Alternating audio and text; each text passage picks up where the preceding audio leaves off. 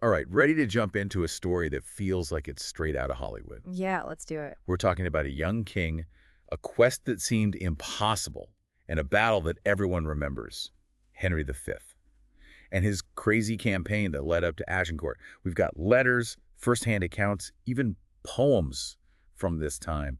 And let me tell you, the drama is off the charts. What's really fascinating is that this wasn't some random medieval fight. Henry's ambitions, they went way beyond just winning a battle here or there. He wanted the French throne. He was determined to get it too. He took advantage of the civil war that was tearing France apart, and at the same time, he was making his dynasty back in England rock solid. It really is like a real-life Game of Thrones, right? Yeah. But Henry wasn't just some conqueror using brute force. He had a plan. He had strategy. And his first target, Harfleur, it was a super important port in Normandy. And get this, the French, they weren't expecting him there at all. Yeah, he had him on their back foot from the start. Picking Harfleur in August of 1415, that was a calculated move. It wasn't some random decision. It was lightly defended, which meant a quick win, a foothold in Normandy, and from there, he could launch anything he wanted. Exactly. But it wasn't easy, was it? No, not at all. I mean, the sources talk about a really rough siege. English cannons, they said they were monstrous in size, just bombarding the town. Can you imagine that? The Yeah. noise, the smoke, the sulfur, people screaming in the streets. Brutal, there's no doubt about that. But here's the thing. Henry insisted on discipline among his troops. In the middle of all this chaos, I mean, he forbade looting, attacks on churches, women. He even banned burning any buildings or crops. That's really interesting. It seems kind of counterintuitive, doesn't Yes. it? I mean, you're in the middle of a war, you expect, Ruthlessness. yeah, ruthlessness. Was this normal back then? You know, not really. It shows you just how much religion played a part in medieval life. Kings were chosen by God, and Henry, he believed that 100%. He really believed his actions in France were, God's will. He thought he was the rightful king of France. He had a duty to protect his subjects, even while he was attacking their towns. So it was like a mix of religion and being practical, right? Yeah. He's trying to win the French people over while he's conquering them. Exactly. Holding his troops back like that, though, that meant the siege went on for a whole month. A month. And our sources mentioned disease hitting both sides hard, like really bad. They talk about floodwaters, underripe grapes. No. Sounds like a nightmare. Oh, yeah. Absolutely horrific. And, it brings up a really important part of war that most people don't even think about, the logistics of it all. I mean, keeping an army fed, keeping Wow. them healthy, especially when they're so far from home, it's a massive job. It's not all glorious charges and sword fights like you see in the movies. So true. And that brings us to Henry's next big decision. And some might even say it was reckless. So he captures Harfleur. He could have just sailed back to England, job done. But no, Oh, no. he decides to march his army across France, all the way to Calais.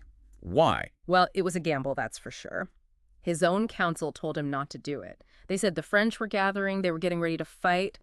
But Henry, he saw this march as a way to show everyone who was boss, to get the French away from Harfleur, and project this image of strength, of invincibility. He's basically saying, I can walk right through your country, and you can't do a thing to stop me.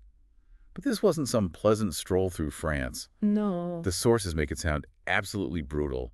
Hunger, terrible weather, and the threat of attack constantly hanging over them. Yeah, and I hear you see Henry's personality shining through. He kept those rules in place, even though his men were hungry and getting desperate. There's even an account of a soldier who got hanged for stealing a silver piece from a church. Wow. No messing around with Henry, that's for sure. But the French weren't just, watching Henry walk through their country, right? No, definitely not. What were they doing? Well, they decided to block all the important river crossings, especially along the Somme. They wanted to trap him, force him further inland. They knew his supplies were getting low. Classic pincer move. Exactly. It was a cat-and-mouse game, with the English running out of time and food, desperately trying to cross that river. And they did eventually cross the Somme, didn't they? Can you picture those archers wading through the water, holding their bows and arrows up high to keep them dry? That's amazing. Pretty incredible, right? It is. But crossing the Somme, that wasn't the end of their problems. If anything, it led them straight into danger. Right into the lion's den. They basically walked right into the path of the entire French army. So here's Henry, trapped. The French army in front of him, the sea behind him, his men are exhausted and outnumbered. You'd think, that's it, game over. Yeah, But that's where Henry's genius, and maybe a little luck, comes into play. that's right. And that's where we'll pick up next time. Welcome back. So last time we left Henry and his, not-so-fresh English army. They were going up against a massive French force. The road to Calais completely blocked, and the tension, well, you could cut it with a sword. You really could. So this clash of titans, the Battle of Agincourt, what were the key things that led to such a huge English victory? It seems almost impossible, given how outnumbered they were. You've got to understand the battlefield. Seriously, picture this. A really narrow field, freshly plowed, so it's just mud everywhere. A total bog. Oh, wow. And this is what did the French knights in. I see. All that armor that was supposed to protect them, it just weighed them down in the mud. Their own strength turned against them. Exactly. They were so slow, so clumsy. They were easy targets for the English longbowmen. And these archers, they weren't just firing randomly into the crowd. Right. They were lined up on the sides of the field, hitting the French from both sides. They just unleashed wave after wave of arrows. It was devastating. The longbow, obviously that was a game changer, but how were the English archers so accurate under that kind of pressure? Were they just that much better than the French? It's a good question. English archers, they trained from when they were kids, basically. They were legendary for their skill with the longbow. They could shoot these arrows crazy fast, super accurate, even from far away. Think of them like medieval snipers.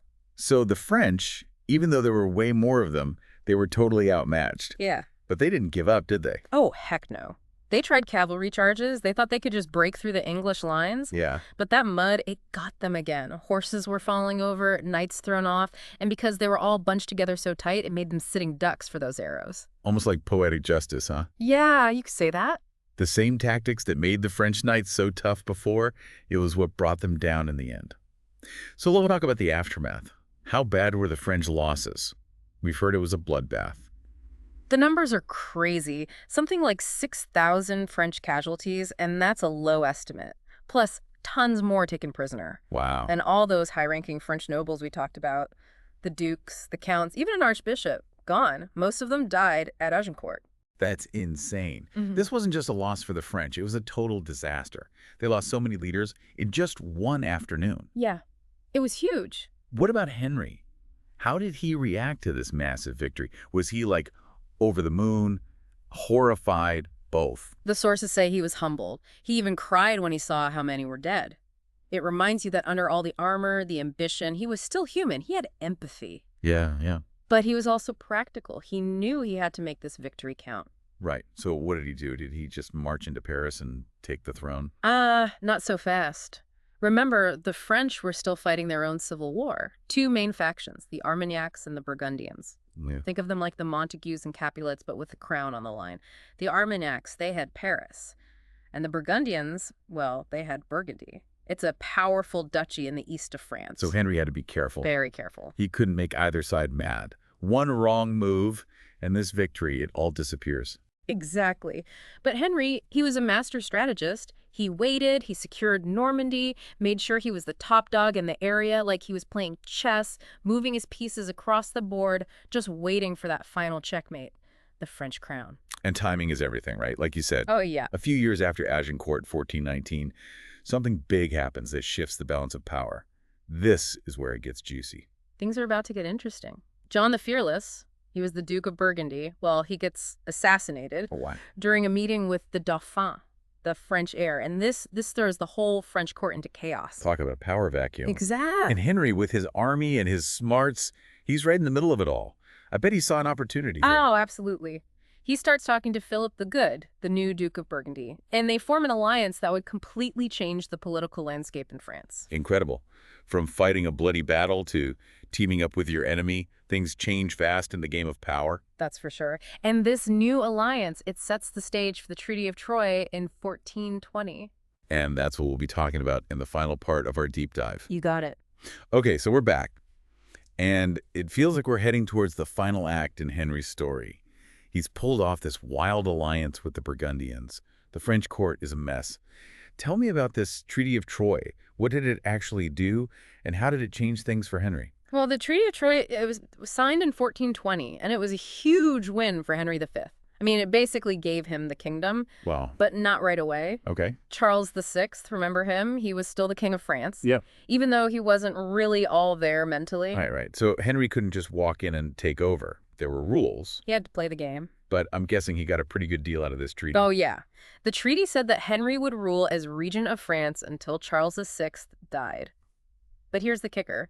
He also got to marry Catherine of Valois. She was Charles's daughter. And get this, when Charles died, the crown would go to Henry and his heirs. That was the deal. He marries the Princess A&D, gets to be the next king. That's amazing. It's like he won the whole game without even fighting the last battle. It was a stroke of genius. And the English, they were ecstatic. It was like they'd conquered France without even a real invasion. Era. Totally.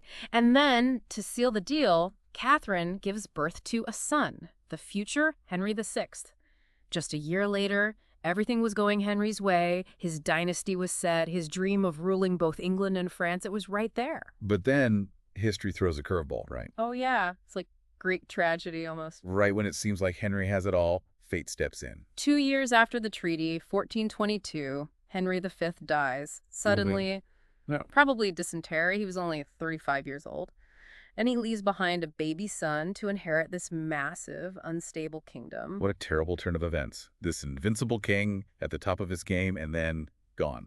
Just like that. Life can be pretty cruel, huh? So what about this grand plan of his? A dual monarchy, England and France. Did it all just fall apart? Well, his death definitely caused a lot of chaos. Henry VI, he's just 9 months old. Oh my gosh. And he becomes king of both countries, with regents ruling for him, of course. Right.